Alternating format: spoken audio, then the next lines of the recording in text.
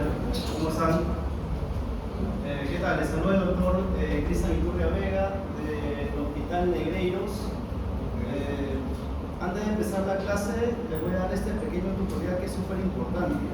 ¿Okay? Esto lo hacía con los chicos en época de pandemia que no iban a clases presenciales. Un resumen de lo que es la búsqueda de base de datos. Son 4 páginas que yo les sugiero que revisen. ¿Okay? Una es Ortobulex, que es una página súper buena, que no solamente habla sobre traumatología, sino también habla sobre los exámenes de STEC. Por ahí escuchar los STEC 1, STEC 2, STEC 3, ¿los han revisado? En la parte superior, en la pestaña superior, ahí está la parte del STEC 1, que es Ciencias Básicas. Yo le cliqueo y ahí sale todo lo que son los temas, por decirlo como embriología, y ahí sale el ranking de los temas que preguntan en el STEC. Y por cada uno, hay un resumen, preguntas, evidencia. Entonces, si quieren repasar para su examen de internado, o ENAN, o residentado, yo les sugiero que igual lo vayan revisando. Cuando pasen las demás asignaturas, igual lo pueden hacer. En el STEC 2, que es la parte clínico-quirúrgica, pueden ingresar ahí. Igual van a los tópicos, igual van a oncología, pediatría, o la próxima que van a ver gine, obstetricia, ¿no? Entonces pueden entrar y ahí les sale todo lo que son los ranking de preguntas con respecto al examen de STEC. Entonces, este es un buen recurso digital que ustedes lo tienen que tener a la mano. ¿Okay? Eso es como el Ortobulex se llama. Y por último, el de la parte ortopédica, que es cirugía ortopédica. Acá vienen mis preguntas. Acá en trauma general pueden entrar a extremidad superior e inferior, o en todo caso en traumatismo general. Acá pueden encontrar sobre infección, compartimental, politrauma. Es una página muy didáctica y fácil de entender. ¿Okay? Entonces yo les sugiero esta página Ortobulex. La siguiente página que les sugiero es Bumedic. Es una plataforma de videos, tanto de ponencias como recursos quirúrgicos, cirugías en vivo, webinar, webcast. Entonces es una página súper chévere. En la parte de especialidades ustedes pueden entrar a la parte que ustedes gusten. Quizás no les gusta la parte de traumatología, pueden elegir ya la especialidad que más afín tengan y lo pueden revisar. ¿Okay? Entonces van a ir a la parte de neurocirugía o pediatría. Entonces es una página súper buena y didáctica. El lado trauma, imagino que es algo que ya sus docentes en su rotación les han dicho que lo revisen, ¿no? Hay un acto inclusive del lado trauma, también es súper bueno. Hay un lado trauma que se refiere a los estudiantes y residentes, entonces es una página muy buena. Y por último, la que se gana el balón de oro es esta página, que es la literatura. Es una página creada por un traumatólogo alemán que mezcla la IA, la famosa IA, con búsqueda de base de datos. En este es un generador de análisis. Por decir, si ustedes tienen su proyecto de ley o su investigación de su caso clínico, pueden plantear una pregunta en este espacio, en el idioma que ustedes deseen, y les arroja un review, un resumen con los artículos de los cuales se basó, que están todos en páginas. ¿Okay? Entonces, ustedes le plantean la pregunta y ahí les arroja toda la revisión. O por decir, si en su rotación su docente les pregunta cuál es la dosis máxima kilopesio de lidocaína en un adulto, no saben, pues buscan ahí y ahí les arrojan toda la literatura que hay en páginas. Entonces es súper bueno. Cualquier pregunta que les hagan y quizás no tengan por conocimiento, planteen ahí y ahí le va a arrojar y le va a botar todos los artículos que están en página, cosa que profundizan un poco más. Entonces, esos 4 recursos digitales yo les sugiero que igual lo revisen. ¿Ya? Hay muchos más. Sería importante que ustedes lleven una clase sobre búsqueda de base de datos, sería importante, pero ya sería en otra clase, ¿no? Pero es importante que al menos se lleven esto. La clase que yo tengo a cargo es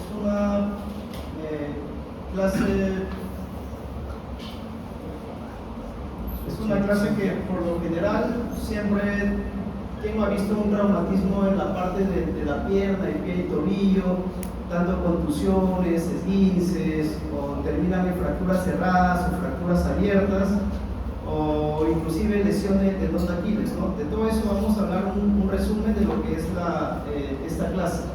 Es una clase bastante rápida, más son imágenes. Al final hay un QR donde van a revisar la literatura que yo me basaba en esta exposición.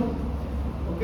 Entonces, al inicio siempre en traumatología se complica mucho la parte de la anatomía, ¿no? Porque es recordar lo que hemos llevado en el segundo año aproximadamente, ¿no? Entonces, traumatología es una especialidad de mucha anatomía, ¿ya? En el hospital, las veces que he tenido la oportunidad, hemos disecado las piezas amputadas por los alumnos que han tratado conmigo y hemos visto directamente la anatomía de ese segmento, ¿ok? Entonces, reconociendo lo que es ligamentos, tendones, vasos, parte neurovascular importante, haciendo un recordar de lo que es la anatomía en esa zona, ¿no? Entonces, algunos grupos, quizás por la casuística o por el tiempo, hemos podido disecar.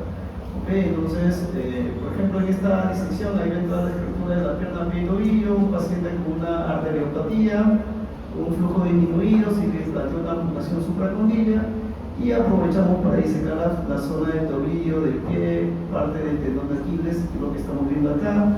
En esta imagen en medio podemos observar la articulación de Chopard y la articulación del diafragma, ¿okay? Que son dos articulaciones que yo hago muchas preguntas en el examen, entonces tienen que saber ubicarlas topográficamente, ¿okay?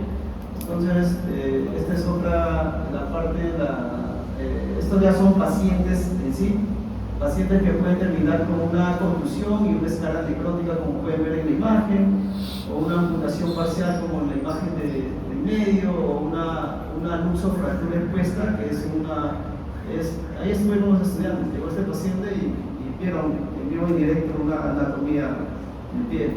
Entonces, traumatoide de lo más simple hasta lo más complejo, ¿ok? Entonces, lo más importante que deben saber ustedes es ferurizar, inmovilizar y derivar, que es lo que como médicos en nivel primario es el primer año que hacemos como médicos celulistas, vamos a tener que realizar. ¿Ok? Entonces, en cuanto a los objetivos, siempre es importante en traumato, hay diversas clasificaciones, es importante el manejo inicial y el manejo definitivo de este tipo de lesiones. Y lo que yo siempre le digo a los estudiantes, tienen que aprender a pedir radiografías. Yo recibo pacientes derivados de policlínicos o de costas periféricas a mi hospital con unas radiografías indicadas de forma no adecuada. Entonces, ustedes como estudiantes tienen que saber qué radiografías pedir ante una sospecha de un trauma, ¿ok? Siempre en mano pie una radiografía frontal y oblicua, y hay radiografías especiales que la vamos a ir detallando según el segmento a tratar, ¿ya? Entonces, el pie es una estructura bastante funcional, bastante flexible, ¿no? Las chicas inclusive usan tacos y la deformidad que adopta el pie es bastante amplia, a la larga puede causar ciertas secuelas, no es el motivo de la charla, pero es importante mencionarlo. En cuanto a pierna y pie y tobillo, diafragma y Chopard son preguntas que yo siempre planteo, ¿okay? Es importante que las vean. En cuanto a la tibia en la parte proximal, ya han llevado la clase de rodilla, la parte proximal se llaman fracturas de plato tibial, en la parte distal fracturas de plafón. Ambas fracturas son realmente complejas, ¿ok? Entonces, vayan pasando esto, por favor. Igual acá, esta es una maqueta que siempre usamos en la especialidad. Esta es una fractura de tobillo, igual lo vamos pasando para que vayan observando. Ahora, en la parte de la tibia, la zona que vamos a estudiar son fracturas de diáfisis de tibia y fracturas de plafón tibial. En el pie, la fractura de calcáneo, del astrágalo y las luxofracturas de diafragma y Chopard, ¿okay? Que son muy importantes. En lesiones de partes blandas, lo más frecuente son los esguinces y las contusiones. Ambas básicamente se manejan con el protocolo RICE, pero siempre es importante saber cuáles son los tiempos de curación de cada estructura. Un ligamento, un músculo, un tendón, un hueso curan en diferentes tiempos. Entonces, en función de esa curación de tiempo, yo voy a saber el protocolo a indicar al paciente. El protocolo RICE es un protocolo que básicamente lo básico que tienen que saber es a un paciente, el elevar la extremidad inflamada, vendarla, aplicarle hielo y guardar reposo. Ese es el protocolo Rice, que fue migrando al protocolo Price, que agregó la protección, la sigla de policía, y finalmente tenemos el Peace and Love, que es el protocolo, digamos, último que usan tanto médicos traumatólogos como médicos fisiatras. Es importante tener un conocimiento sobre el manejo inicial. Este es un tobillo, la parte osteoligamentosa. Los ligamentos son estructuras que van de hueso a hueso. El ligamento más inflamado, que más se distiende, es el ligamento peroneo tragalino anterior, que es el que estoy acá señalando. Acá esta es una disección que igual realicé con los alumnos. En la segunda imagen, acá pueden observar este ligamento peroneo astragalino anterior, que es un ligamento en realidad relativamente ancho. Por eso que cuando el paciente va a un grado 2 o un grado 3 de esguince, debe tener una torcedura, un trauma a velocidad, una caída de altura sin fractura, para que distienda demasiado ese ligamento y lo pueda romper. ¿Okay? Entonces, los ligamentos son esas estructuras. Y esta es otra disección cadavérica, igual, donde se observan los ligamentos, la patomecánica del esguince, si el pie va hacia adentro o va hacia afuera, eso va a indicar que el ligamento es el que se va a distender.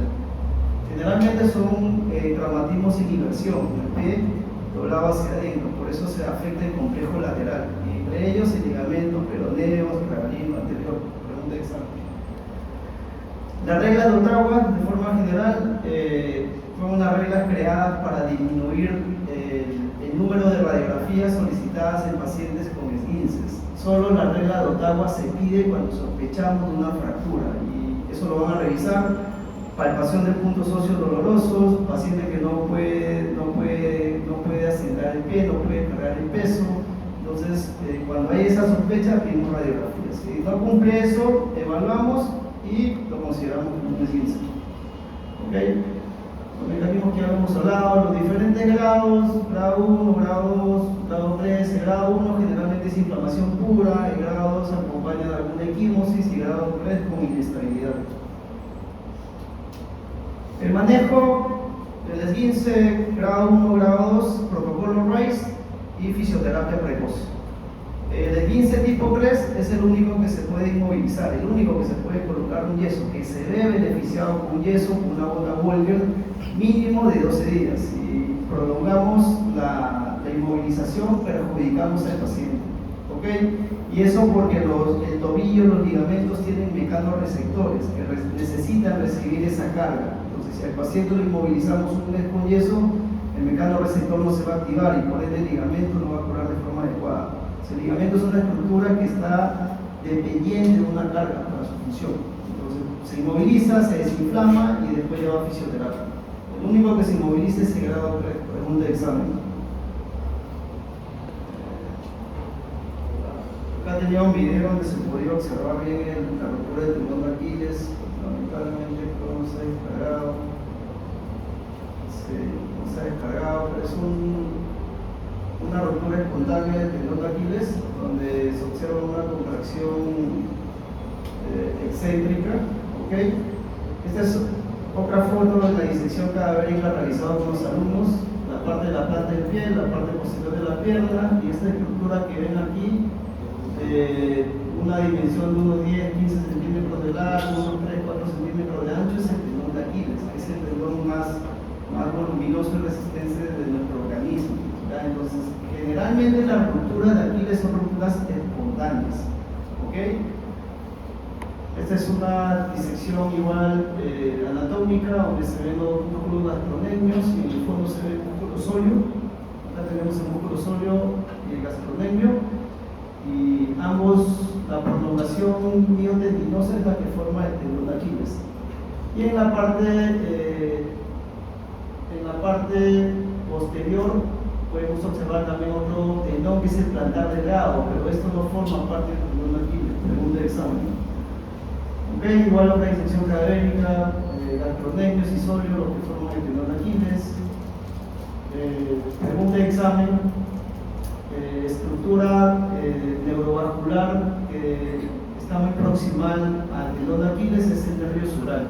Cuando se realizan cirugías en esta zona, podemos lesionar el nervio sural, que es un nervio sensitivo. Entonces el paciente comienza a percibir un dolor urente en la parte posterior-lateral del pie y del tobillo. Paciente sometido a una cirugía abierta o limpo, cerrada del tendón de Aquiles, que luego de la cirugía percibe ese dolor urente, estructura lesionada, peroneo, tibial anterior, tibial posterior, sural. Es el sural, ¿okay? El sural es la pieza clave en esta zona, ¿okay? El nervio sural. El diagnóstico es fácil. La maniobra de Thompson, paciente boca abajo, rodilla en 90 grados, se comprime, no reacciona, Thompson positivo. El matres es la pérdida del equino fisiológico. Cuando uno se pone boca abajo, el pie siempre queda inclinado, 20-30 grados. Si se rompe el tendón de Aquiles, el pie cae, como pueden ver en esta imagen. Matres positivo, y lo que palpamos es el signo del GAC. ¿Okay?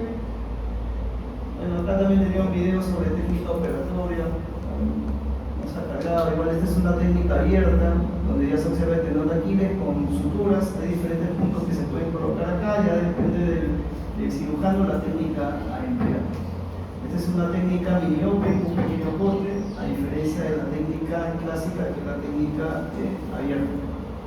En cuanto a fracturas, siempre es importante, ustedes deben inmovilizar. Este es un paciente que llegó de Puentepiedra y sus mismos vecinos lo habían inmovilizado. Cogieron unos cartones sin de embalaje y al menos inmovilizaron. Entonces ustedes, no sé si en sus rotaciones han hecho práctica de férula, pero es importante que aprendan a ferulizar, ¿okay? Porque en el seguro se van a dar con esa sorpresa. Pues al menos con cartones y un vasito de embalaje es un recurso que al menos les sirvió para el traslado al hospital. Ok, esta es una práctica con un grupo de alumnos igual que están ferulizándose en esa zona, igual que son estas zonas, son tablas de cartón con blindajes, igual acá el alumno está inmovilizando, y este es otro tipo de férula que igual lo derivaron de una posta. La enfermera fue la que hizo esta ferulización. Un paciente que tenía una fractura del tetero, le colocó un tubo de cartón y unas gasas. Al menos ferulizó para que el paciente se traslade con menos dolor. Entonces el mensaje de que ustedes tienen que aprender a ferulizar, lo mínimo que tienen que saber. Ok, en fracturas de tibia y asfixiales de tibia son en adultos jóvenes, son traumas de alta energía, o sea, la tibia necesita un trauma, absorber mucha energía para que se termine rompiendo. En cambio, en los abuelitos, en la casa, por bajar una grada, se doblan la pierna, se torsionan la tibia y se terminan fracturando. Entonces, es una distribución bimodal, ya, con mayores, alta energía, accidentes en moto, vehiculares, caídas de altura, ¿ok? Mecanismos de alta energía. Ahora, lo particular es de que en los pacientes de baja energía, la fractura del peroné y la tibia, porque sabemos que en la pierna están los dos componentes óseos, peroné y tibia. Cuando es de baja energía, la fractura del peroné y la tibia suelen estar a diferente nivel. A diferencia si un paciente recibe un impacto directo de una llanta de una moto, es al mismo nivel, ¿okay? Entonces no es tan fácil de inducir. Entonces también se puede plantear el caso clínico de esa forma, ¿okay? Esta es una fractura abierta, diaficiaria, pueden ver aquí. Entonces es la clasificación de Bustillo, imagino ustedes ya la deben saber. Igual les pueden plantear la pregunta de esa forma. Otras fracturas abiertas, posición ósea. Recuerden de que en fracturas abiertas se utiliza este sistema, que es una barra con una polea que sujeta tanto la barra, y por acá hay un agujero donde se coloca el sistema, el clavo Chance, que es un clavo roscado que se incrusta al hueso. Tal vez ustedes, ¿quién ha visto un fijador externo en su hospital? Levanten la mano. ¿No? Entonces, siempre el fijador externo es un sistema un clavo Chance que se implanta al hueso, y esto se une a través de esta barra, y esta barra se une al clavo Chance por intermedio de esto. ¿Ok? Entonces, bueno, pasándolo para que lo puedan ir viendo, si no lo conocen. Entonces, toda pregunta de una fractura expuesta, siempre fijación externa, de inicio, fijación externa. Hay protocolos para nosotros como especialistas que podemos colocar un clavo endomedular, pero como norma general es un fijador externo, fractura expuesta. ¿Okay? Siempre el doctor Tangalaya le gusta hacer ese tipo de preguntas, entonces igual le recalco. Esta es otra configuración de un fijador externo, se llama configuración delta. Y esta es una fractura cerrada en un paciente joven, como pueden ver aquí en el tercio medio y distal de la tibia. Se hace este marcaje por donde va a pasar un sistema de clavo endomedular. Generalmente, cuando son fracturas diaficiarias, el gol estándar en fracturas cerradas es colocar un clavo endomedular. ¿Ok? Entonces, esto acá es un clavo endomedular. Este clavo va por el canal medular, se cruza en el canal medular. Ok, entonces este clavo ingresa por acá y va al canal medular. Ok, igual. Está pasando, lo estoy viendo. Entonces, fracturas cerradas, diaficiarias, gol estándar, clavo endomedular. Fracturas expuestas, manejo inicial, fijación externa. ¿Ok? Cuando ya vamos a un manejo definitivo, podemos migrar de un fijador externo a un clavo endomedular o migrar de un fijador externo a una placa con tornillos. ¿Okay? Entonces es importante eso. Las fracturas del tobillo en realidad son bastante frecuentes en la emergencia. Tal vez por ahí ustedes cuando están en sus tópicos de sus rotaciones han visto por ahí alguna fractura de tobillo. La mayoría son por torsiones. ¿Okay? Son pacientes que estuvieron caminando, pisaron un agujero y se doblaron el tobillo con fuerza, no fue un esguince, terminó en una fractura. ¿Ok? Entonces ahí hay, en la zona del tobillo, ¿quién tiene la maqueta del tobillo? ¿Bien? Ahí está. En la parte del tobillo, en la parte final, hay una estructura muy importante que se llama sindesmosis. Tal vez ustedes la transicionado. Entonces, todo paciente con una lesión en la sindesmosis termina en un tratamiento quirúrgico asociado a una fractura. ¿Okay? Entonces, en el tobillo, dependiendo hacia dónde va el vector desplazante, tenemos diferentes tipos de fracturas. ¿Okay? Entonces, la sindesmosis es la unión entre el peroné y la tibia, o sea, es ligamentos asociados a una membrana interósea. Cuando se lesiona esta sindesmosis, el tobillo queda inestable. Ese paciente va a necesitar una cirugía. La clasificación más conocida es la de Weber, A, B y C.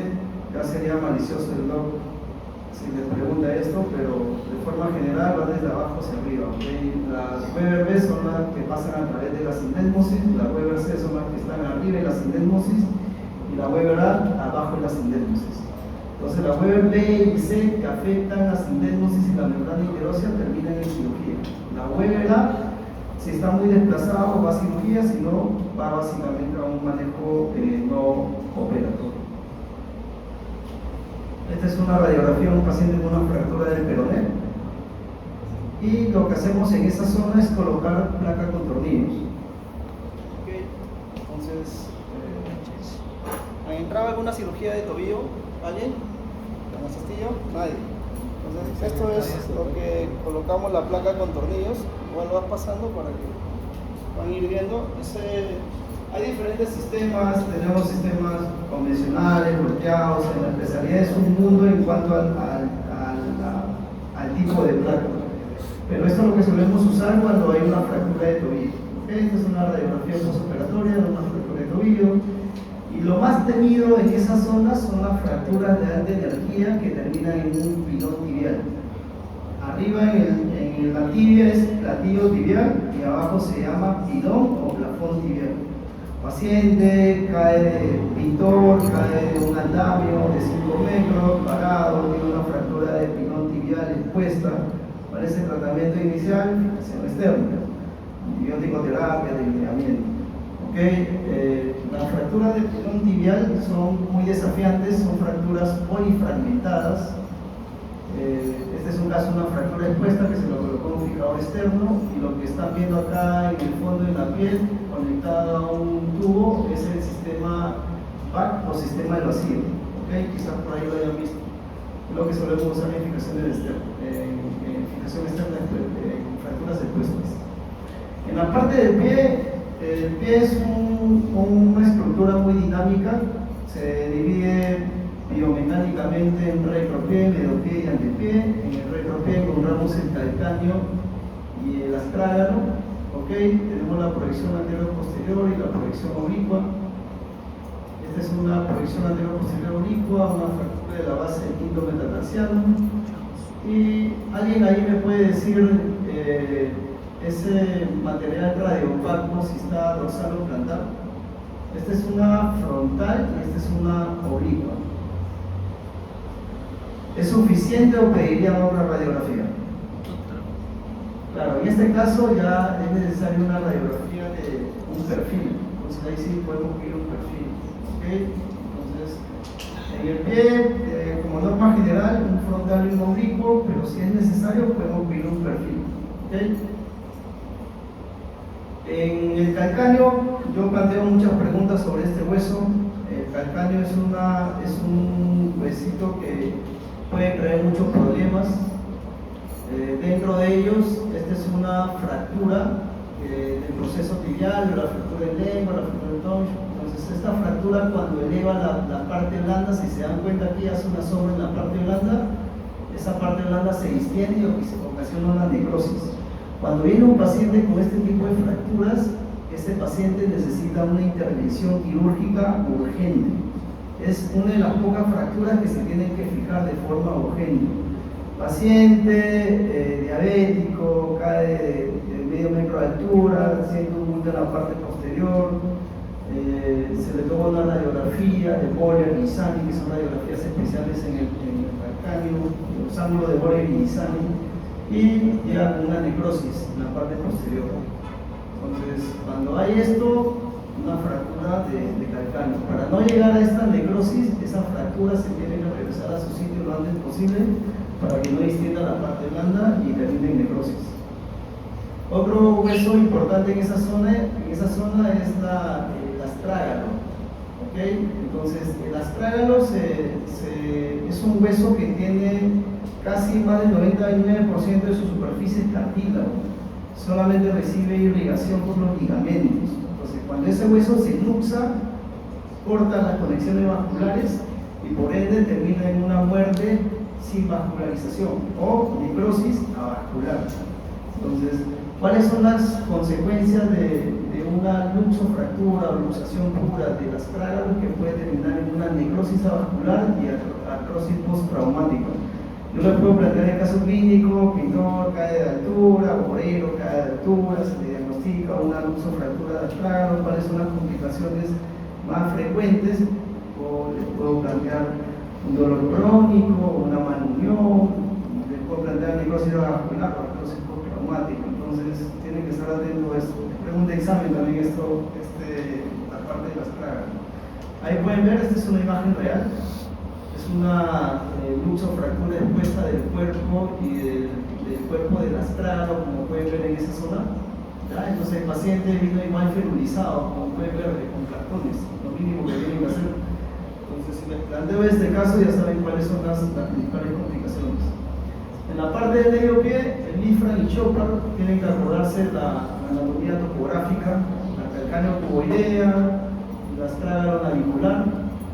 Este es el hueso navicular con el astrágalo y este es el calcáneo con el cuboides. CC, calcáneo cuboides, acuérdense. Mnemotecnia, CC, calcáneo cuboides, y el otro es el astrágalo o el navicular o el escafoides P. La calcáneo cuboidea y la talonavicular. La luxofractura de Chopard, la primera línea del tarso. Ahí hay muchos ligamentos. Para que ocurra esta lesión, tiene que haber una absorción de demasiada energía, caída de altura, accidentes de tránsito. Las lesiones de Chopard por eso se caracterizan. Esta es la disección cadavérica que les mostré al inicio. Ahí pueden ver en estas zonas es el calcáneo y este es el cuboides. Y arriba está el astrágalo con el navicular. Y ahí coloqué dos equipo de disección, bisturí, para que puedan identificar la primera y la segunda hilera del tarso. Ok, generalmente se fija con clavos o tornillos. Y otra lesión importante es la luxofractura del diafragma, que generalmente tiene una semiología bastante particular. Casi siempre se acompaña de una equimosis plantar. Cuando el paciente cae a altura, se ve que hay equimosis plantar, hay disociación de la segunda línea del tarso. ¿Cuál es el diagnóstico? Lesión del diafragma. Okay, entonces, así más o menos son las preguntas que se le pueden plantear. Ok, entonces estos casos igual van con instrumentación con tornillos o con placas. Si vamos un poco más adelante del pie, ya tenemos las lesiones de los sesamoideos que están en la base del dedo gordo, dedo halus. Generalmente se lesionan las bailarinas de ballet con los judocas. Hubo un estudiante que trabajó conmigo por el 2022, que era judoka, y él tenía un dolor crónico en esa zona y resulta que no le habían diagnosticado que tuvo una fractura de sesamoideos. Entonces, esta es una radiografía especial para esa zona.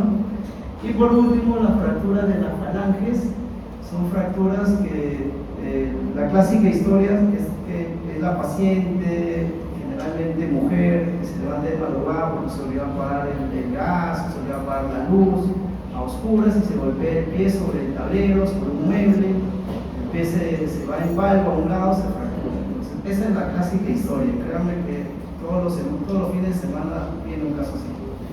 Entonces, como pueden ver ahí, hay equimosis, aumenta el volumen. Generalmente la fractura de falange de pie se trata de forma no quirúrgica, como un sistema que se llama unión de dedos o sinactilización. Se limpian los dedos, se coloca un almohadillado entre los dedos y se coloca un cintillo que los mantenga unidos. En la vida real sería así.